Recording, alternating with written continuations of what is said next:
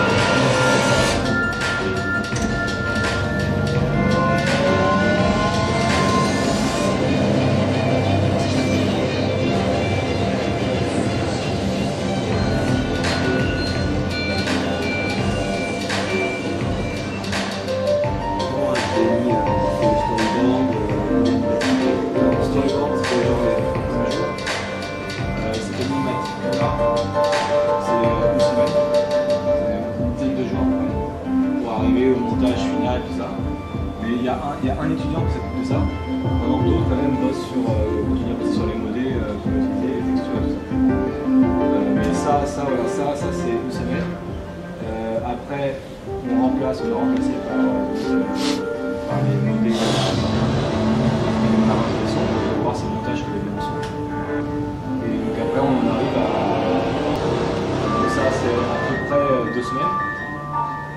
Et après, on a remplacé, on a fait chez nous en une semaine, un peu. Avant, en fait, on avait commencé sur des scènes séparées, à commencer à chercher et tout.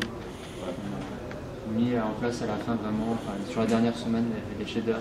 Et le rendu 2 jours. À la fin. Le rendu, bon, on a eu plein de galères et tout après sur les caméras, tout ça. Vous allez faire sur quelle machine le rendu, on l'a fait sur une machine, c'était un PC avec 4 boutons. Voilà. Et on était à je sais pas, on était entre 1 minute et 2 minutes après. Et là, le défi qu'on se donne, c'est un peu de refaire les plans et d'être à moins de 5 minutes sur des 650.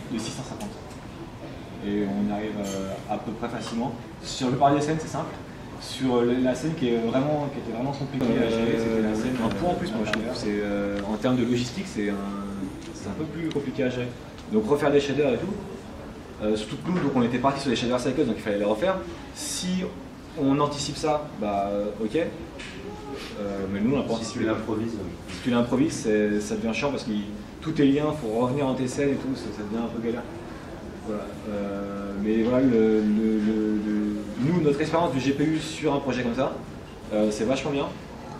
On a des projets à montrer d'autres groupes qui ont fait du VRE par exemple,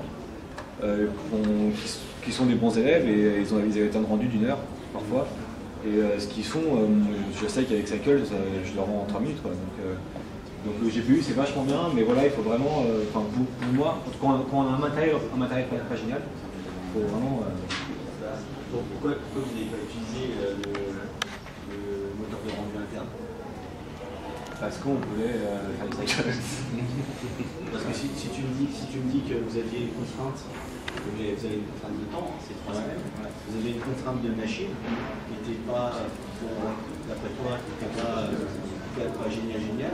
Est-ce que le moteur de rendu interne, c'était pas le meilleur compromis? Ça se trouve, on s'aurait été mieux, ouais. Ça aurait été peut-être mieux avec les contraintes que vous aviez, là, je sais pas. On aurait pu faire des trucs vachement bien avec l'Eternal. Le problème de l'Eternal, c'est qu'on ne peut pas utiliser les capacités GPU. Ça, c'est vraiment dommage. Après, c'est moi qui pense ça, je sais pas ce que vous en pensez, mais on a des images qui, quand même, celle-ci, moi, si on fait abstraction de.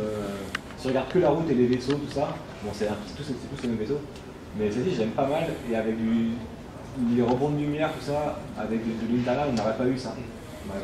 Avec l'HDR, là, on a utilisé une HDR UBI. C'est pour ça qu'on n'a pas de reflet blanc et tout, c'est un peu dégueulasse en fait. Donc c'est pas une HDR en fait, c'est pas une HDR. C'est une LDR. C'est une JPEG chopée sur internet en UBI, un peu image californienne et tout, et on avait eu une putain d'image. Non, c'est pas ICDF, c'est vraiment avec un JPEG dégueulasse et tout. On faisait cramer les valeurs dans tous les sens, et on avait un truc avec des trucs rosacés, tout ça, assez sympa. Et on n'a pas réussi à le refaire. On a perdu la scène, on n'a pas réussi à le refaire. Donc ça nous fait on a des reflets un peu dégueulasses, gris, tout ça. Voilà. Mais après, l'internal là-dessus, si on veut avoir les mêmes rebonds de lumière. C'est quoi ça? C'est quoi ça? Non, c'est quoi ça? Ça, c'était préparé un HDR. Ah ouais, on voulait voir si on faisait des tests pour voir. Ah, parce qu'on a. C'est vrai qu'on fait aussi pas mal de tests. Enfin, dans les 3 semaines, on a une petite période de tests. On peut faire un peu de temps.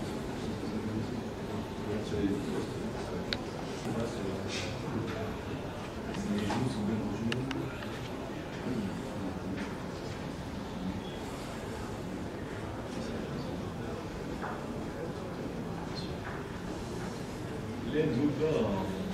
La musique, vous l'avez chopée. Ah oui, la musique, c'est un mec de notre fac qui l'a faite, qui est en groupe musique, qui est en département musique. Tous les en fait, on est en commun.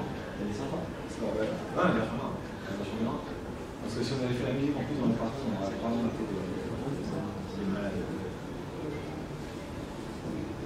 Mais donc elle a été faite dans les 3 semaines. Elle a été faite dans 3 semaines. Il a même fait 3 groupes la musique. Dans le groupe, ouais, puis même moins de 3 semaines. Là. Donc, moins d'une semaine. Ouais. Entre le premier jour où il nous a fait un retour et le premier exemple qu'il nous a donné, c'était genre 2 jours avant la fin du truc. On n'a pas d'usine, mais c'est pas ça. Et on a utilisé pas mal de logiciels, du coup Blender pour les modèles et aussi quelques autres modèles sur Maya. On a utilisé Mudbox pour faire les normal maps. Et on a utilisé aussi After pour le compo, Maya pour le rendu. Et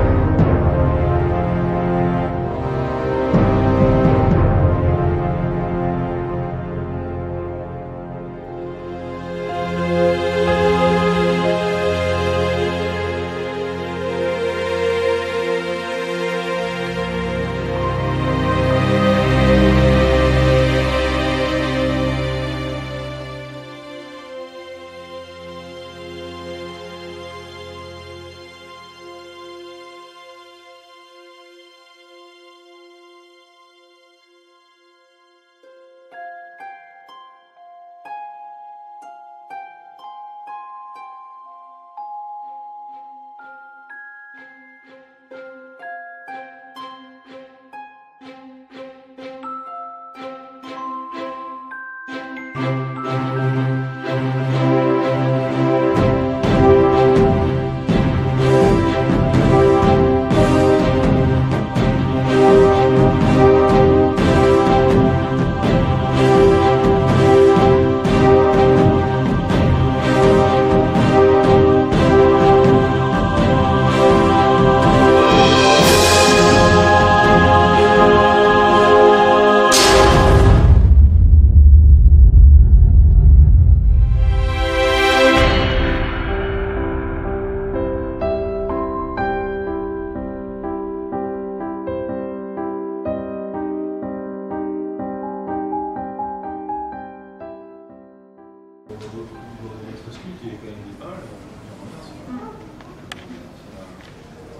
y a plutôt pas trop de polygones, on a presque tout fait sur la normal map.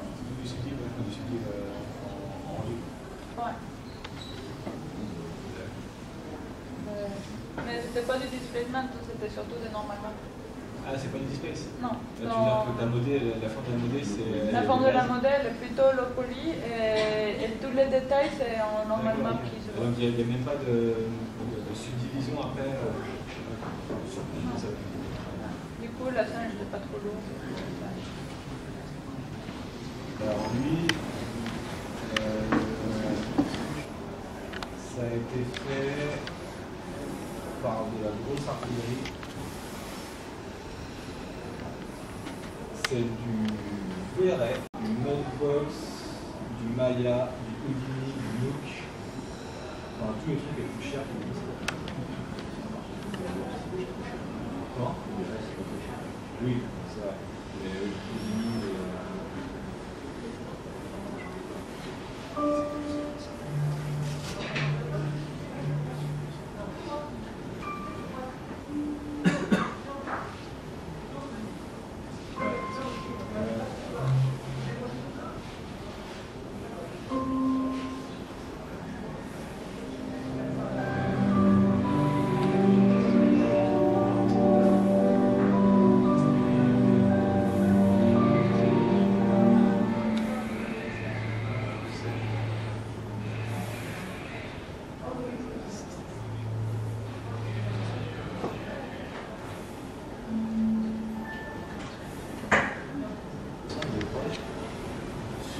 sur nos machines, ça peut être c'est quand même quelques i7. Ils sont entre une demi-heure et 1 heure la frame. Et ça, je sais que dans ce qu'ils ont fait, il y a du SSS dans le poisson et tout. Le poisson, il est pas mal subdivisé. Ils ont fait un scout dans Mudbox avec du vrai displace et un mélange de displace et dans la map. Et du coup, alors je leur ai demandé de me filer leur set, j'essaie dans Blender, voir la différence, mais je suis quasiment certain que ça, le poisson en circles, il sort en, je sais pas, une minute sur une carte graphique normale, et le fond en circles ou ouais, Cycles, je pense que Cycles, quand tu le démarres, il te propose 8 rebonds, moi je ne fais jamais 8 rebonds, les jours où il fait beau, j'en fais 2, et généralement ça se limite à 1. Ça, maintenant, il y a une option pour faire du clamp sur la deuxième passe, en fait, ce qui permet du coup d'avoir des impacts linéaires directs assez lumineux et plus de surbrillance sur le deuxième rebond. Ça, ce sera dans la prochaine version, dans la 2.7. Ouais. Donc, ça permet, si tu veux, de garder le contraste de l'image d'origine sans avoir tous ces petits points blancs qui se baladent sur les musées. Mais Véret, c'est pareil, dès que tu l'allumes, si tu veux, c'est comme Soft qui propose des settings de rendu par défaut. Ils mettent les manettes à fond, comme ça ils sont sûrs que tu es content du résultat. Maintenant, c'est pas le truc qui est et Cycle, c'est pareil. Cycle, si tu prends les paramètres de base, ça peut être assez long. Il faut le régler pour que ce soit moins long. Après, en fonction de ce que tu veux faire, hein, mais si tu prends. J'ai écouté les interviews qu'il y a eu à la Blender conférence l'année dernière sur Tears of Steel, par exemple. Tears of Steel, ils n'ont jamais fait plus d'un rebond. Tous les rendus de Tears of Steel, c'est un rebond, pas plus. Donc ça veut dire que dans la grande majorité des cas, tu n'as pas besoin d'en faire 8, comme c'est le cas de base quand tu allumes le soft. Donc c'est pour ça qu'il faut aussi optimiser de ce côté-là. Après, tu as aussi la possibilité, si tu rentres par passe, si tu fais par exemple tes réflexions, tes rebonds secondaires, des choses comme ça, et que tu sors tout ça dans tes passes, tu peux débruiter une passe ou remettre plus de rayons dans une passe avec le bench pass tracer. Donc tu peux optimiser aussi de ce côté-là. Mais le filtrage au moment du contrôle, il y a beaucoup de gens qui y pensent généralement, et c'est dommage parce que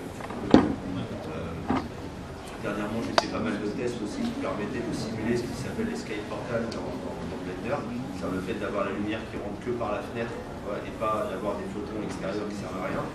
Et j'avais des trucs intérieurs sans aucun grain en environ 40 secondes de rendu. Et bah en fait, ce que tu veux, c'est que tu mets une plaque, si tu veux, et en fait, toutes les informations extérieures, tu les rassembles dans une map. L'intérêt, c'est que, alors, dans une map qui est calculée à la volée par Cycles, mais ce qui est intéressant, c'est que tu peux stocker en fait les vecteurs des lumières en gardant non seulement leur puissance, mais aussi leur orientation.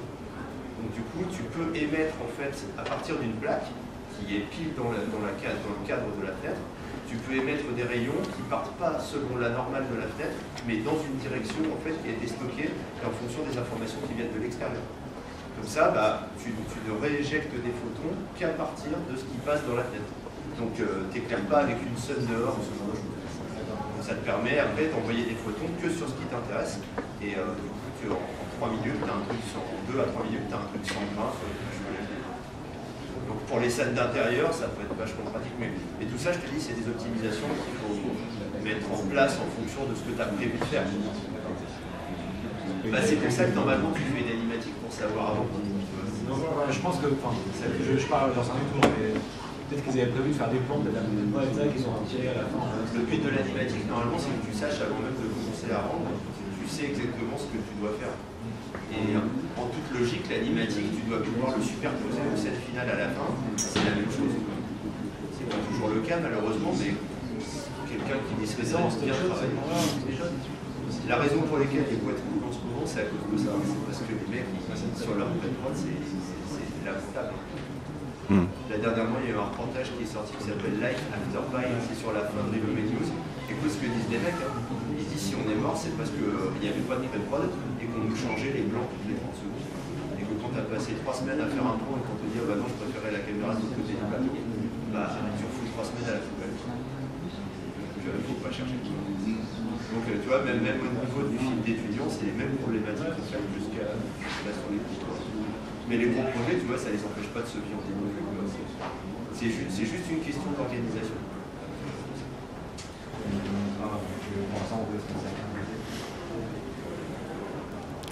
Alors nous, on va vous présenter notre projet qu'on a fait aussi dans ce cadre de projet intensif. Pareil, projet de 3 semaines. Donc nous, on a utilisé quasiment que du Blender, After et Photoshop.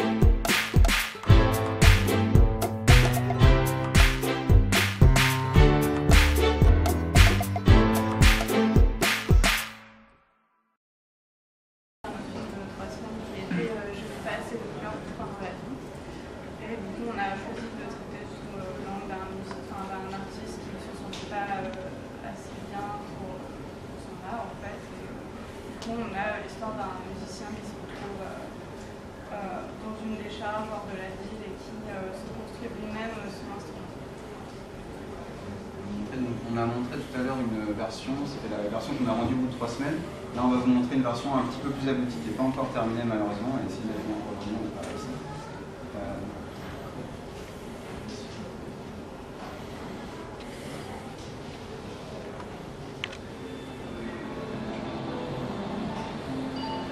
Le plan final n'est pas du tout terminé, il manquait des frames. Pour aujourd'hui, j'ai mis juste une partie du plan qui est pas terminée. Donc, je vais vous montrer une image.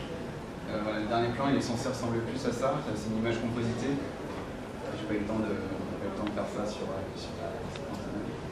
On a fait quelques petites vidéos pour expliquer la technique qu'on a utilisée pour ce film. On a utilisé principalement une technique de projection pour le décor. C'est-à-dire qu'on a une caméra qui projette un cam-map sur le décor et en fait qui est éclairé avec une IBL. On a une petite vidéo qui explique ça.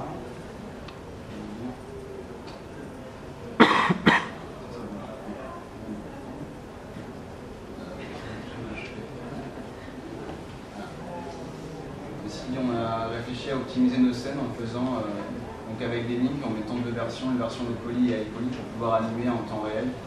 Ça, c'était plus facile pour animer vraiment, d'avoir un temps réel quand on faisait nos animations. Donc ça, avec le système de groupe instance, on pouvait facilement changer de modèle avec ça. Là, c'est pour l'éclairage, on a utilisé SIBL qui permet de très rapidement mettre une IBL dans la scène pour l'éclairage. Ça permet d'avoir des temps de rendu hyper courts et de ne pas avoir trop de grains. Donc nous, par rapport aux contraintes de 3 semaines, moi j'ai pas hésité à l'utiliser. Donc là, par exemple, on voit le débordement des textures. En fait, quand on n'est pas dans l'axe de la caméra, on voit que les textures débordent sur les autres modèles. Quand on est dans l'axe de la caméra, en fait, on s'en rend pas compte. Donc ça nous a fait gagner beaucoup de temps. On n'avait pas forcément de dépliage UV à faire pour le décor, par exemple. Ça fait gagner beaucoup de temps. Et aussi, un truc qui nous a été très utile, c'est le rendu GPU. On pouvait avoir un aperçu en quelques secondes de notre image pour régler l'éclairage. Après, je ne sais pas si vous avez des questions en particulier ou j'ai encore d'autres vidéos pour le rig du personnage. Et avant, vous avez des problèmes aussi de mémoire. Alors nous, en fait, nos scènes, vous l'avez vu au début de la vidéo, elles sont assez complexes, il y a beaucoup d'objets. On a mal optimisé nos objets et on se retrouve avec des scènes avec 2 à 3 millions de polygones. On avait des scènes qui ne passaient pas sur le rendu GPU. Et donc, pour permettre d'avoir nos rendus en 3 semaines, on a utilisé une render farm gratuite pour Blender qui s'appelle Koala Rendering, qui nous a permis de rendre nos images en 2 heures, et c'est l'équivalent de 800 heures de calcul sur une machine en fait. Il nous a loué en fait 250 machines. Donc c'était un temps record pour rendre nos images, limité en 720p. On a utilisé ça et du coup on a fait un rendu CPU pour les 3 quarts des plans qui sont là. Là on a optimisé les scènes, on peut faire du rendu GPU. Certaines images mettent seulement 1 minute à rendre une fois que la scène est optimisée sur le GPU. Tu as optimisé en réduisant le nombre de polygones uniquement, ouais. En fait on avait des objets instanciés énormément de fois dans la scène, mais quand l'objet fait 10 000 polygones, au bout d'un moment, ça donne des scènes beaucoup trop lourdes et on a réduit les objets et vu que c'était instancié, ça a réduit la scène énormément. Donc nous, c'était les polygones qui ont rempli la mémoire. Alors c'est peut-être qu'on a mal fait nos instances, c'est possible. Et nous, on a rempli notre mémoire GPU à cause de ça, à cause du nombre de polygones. Quelle carte GPU vous avez fait remplir alors là, sur cette dernière version, c'est une 670, GTX 670. On a trouvé quelques astuces pour le rig. C'est par exemple de driver les matériaux, là je vais vous montrer sur le personnage comme ça. On a utilisé le rig pour driver des. Ah, on va rien voir sur le vidéo après. Donc là c'était pour l'animation du personnage. Donc là le rig drive les bell shapes. Vu que l'objet est instancié en fait dans nos scènes, on était obligé de passer par une interface. On a aussi, ça c'est le rig de notre. Donc là pareil, on a utilisé Rigify pour le personnage, pour avoir un rig hyper rapidement. Et maintenant j'arrive mieux à modifier le rig de Rigify. Par exemple, j'avais du mal au début à comprendre comment il fonctionnait et rajouter éventuellement des os dedans. Maintenant ça va, mais j'ai passé beaucoup de temps à comprendre comment ça marchait. Mais j'arrive à rajouter des contrôleurs dessus. Ouais, mais en fait, ouais, ça demande un peu de temps pour comprendre comment il marche, mais une fois que c'est fait, bah, le rig, ça donne. Une fois que tu as actionné le rigify ou l'armature de base? Parce que tu as l'armature de base, et une fois que tu actionnes le rigify, tu as tout le système. En fait, ce qui est un peu piégeant, c'est que quand on utilise Rigify, c'est qu'on importe un squelette, on le met pour faire correspondre à notre personnage, et là, en fait, quand on fait générer, il va nous mettre des contrôleurs. Mais le rig qui nous a servi à faire ça n'est plus lié à rien du tout en fait, il faut le supprimer. Mais c'est le layer de déformation que tu mets. Voilà. Mais c'est vrai qu'au début, il y a plein de layers différents dans ce squelette, c'était un peu compliqué. Au niveau du truc à montrer Christophe, il y aura des overrides bientôt? Pardon, j'ai pas compris. Un équivalent des overrides, des layer overrides ou des shader overrides. Bah, t'en as un, mais qui est global pour toute une passe en fait. Et ce qui est bien quand tu veux calculer des position pass ou de l'ambiance occlusion ou des choses comme ça. Mais pour l'instant, je ne sais pas. Je ne connais pas l'avenir. En fait, en Python, c'est possible de faire un truc de même genre. Oui, tu peux le faire. Ouais. Tu dois régénérer ton script à chaque fois que tu lances. Tout à fait. Ouais. Bah, sur le développement de façon nodale de Cycle, ils savent qu'ils ont encore plein d'autres trucs à implémenter si tu veux.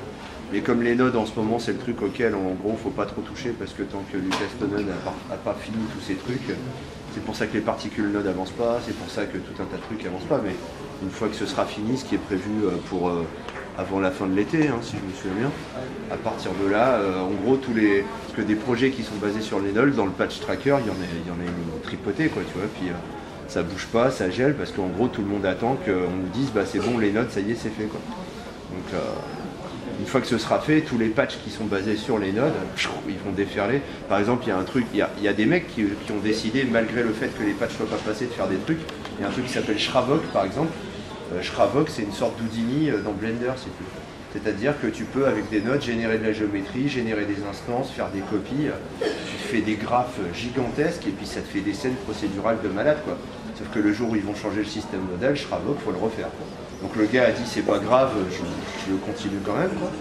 Mais ça finira à la poubelle, en gros, enfin si à un moment il n'y a plus de rétrocompatibilité ascendante, ça va finir à la poubelle quoi. Donc bon, à moins qu'il ait envie de le refaire à ce moment-là, mais en fait Shravok va bientôt exister en tant que tel dans Blender puisque tu pourras faire du nodal. Mesdames, messieurs.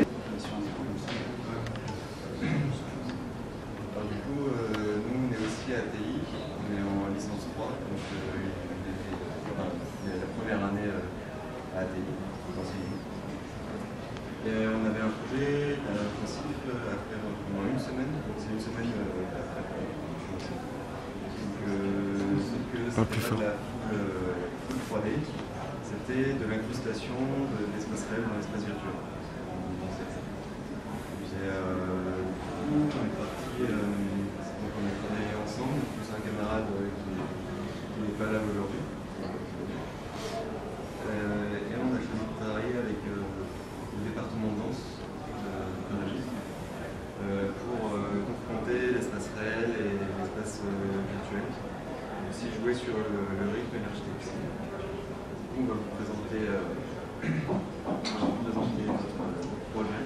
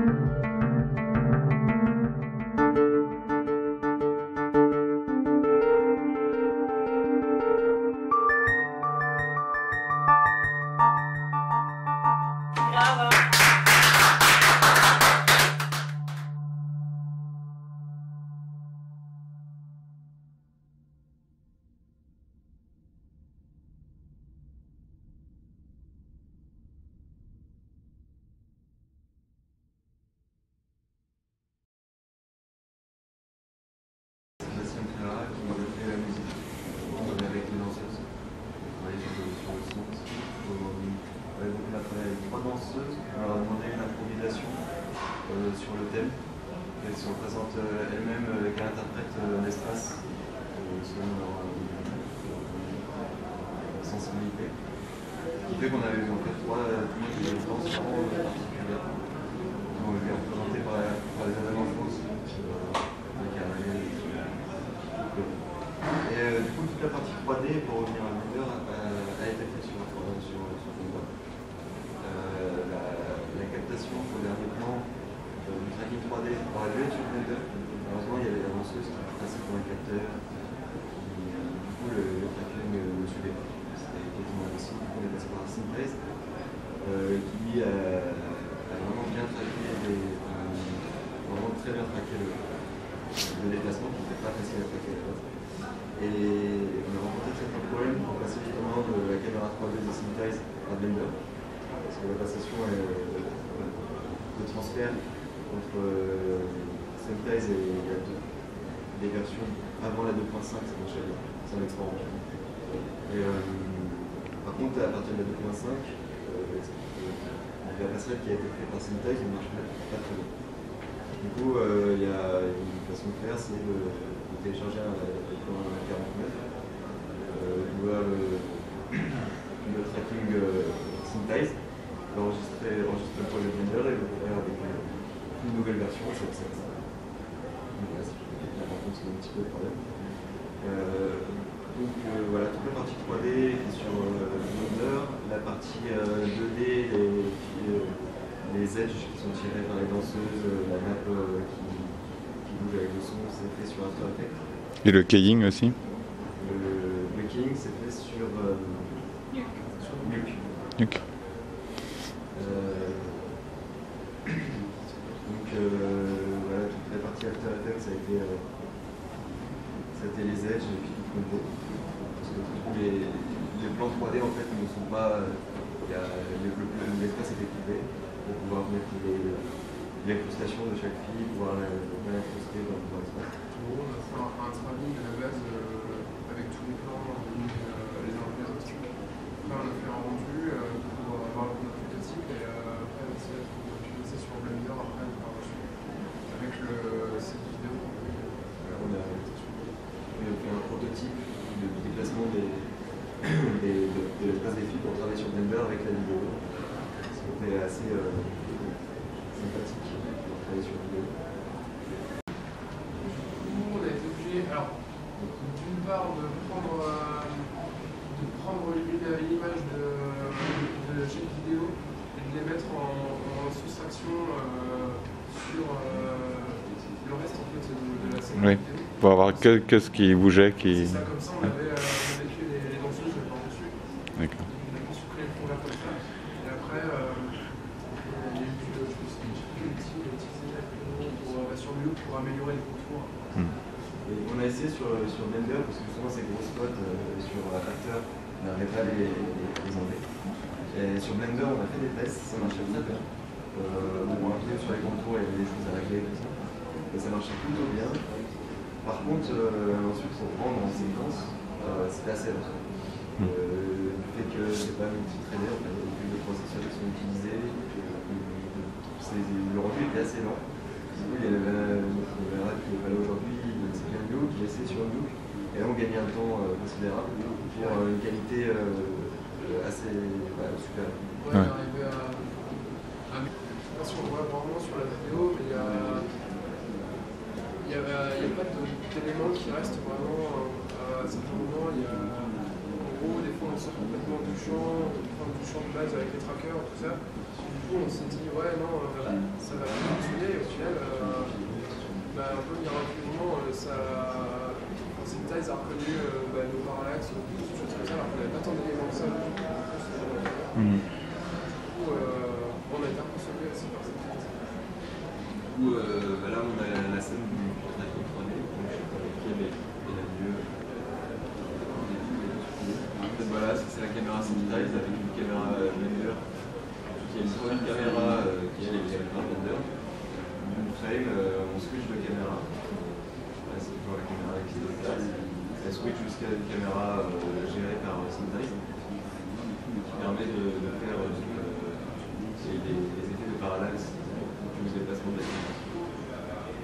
Donc là, vous n'êtes pas avec moi, mais il y avait la vidéo de la danseuse Keye pour pouvoir travailler au niveau des proportions, tout ça, ça passait. Là aussi, c'était intéressant. Donc, on travaillait directement sur la vidéo, puis on voyait la 3D derrière.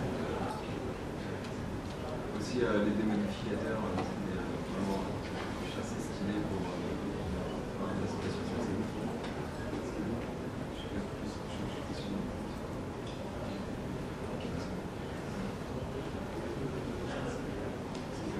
niveau optimisation, c'est vraiment pas mal parce que j'ai assez peu d'instants.